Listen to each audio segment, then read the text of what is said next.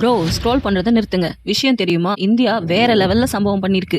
அட ஆமாங்க, இந்தியாவோட விண்வெளி நிறுவனமான இஸ்ரோ ஜஸ்ட் ஒரு ராக்கெட்டை லான்ச் பண்ணல, உலகமே திரும்பி பார்க்குற மாதிரி ஒரு பிரம்மாண்டமான லான்ச் பண்ணியிருக்கு.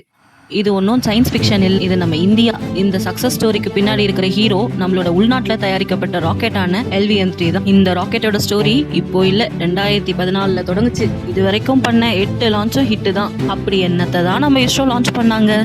CMS-03 என்ற செயற்கைக்கோளை லான்ச் பண்ணியிருக்காங்க. இதோட வெயிட் 4410 கிலோ. சரி, இதுல என்ன இருக்கு? இதுக்கு முன்னாடி அமெரிக்கா, ரஷ்யா, ஐரோப்பா, சீனா இதை விட வெயிட்டான செயற்கைக்கோள்களை லான்ச் பண்ணியிருக்காங்களே. ஆமா, பண்ணியிருக்காங்க. ஆனா இவன் இந்தியன் நேவிக்கு ஒரு சிக்னல் பூஸ்டர். இவனோட பழைய பேரு GSAT-7R.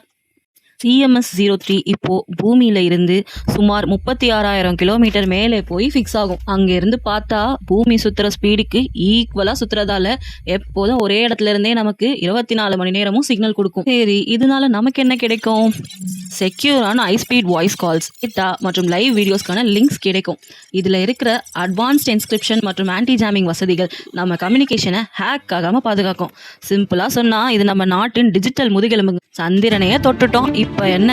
முதல்ல ஹியூமன் ஸ்பேஸ் ஃப்ளைட்டு, நம்மளோட சொந்த விண்வெளி நிலையமும் தான். நம்ம இஸ்ரோவோட பிளான்ஸ் எல்லாமே வேற லெவல். இந்த வீடியோ இன்ஃபர்மேட்டிவா இருக்கும்னு நம்புறேன். இந்த வீடியோ உங்களுக்கு பிடிச்சிருந்த லைக் பண்ணி ஷேர் பண்ணுங்க. இது எந்த மாதிரி டாபிக்ஸ் வேணும்னு கமெண்ட்ல சொல்லுங்க.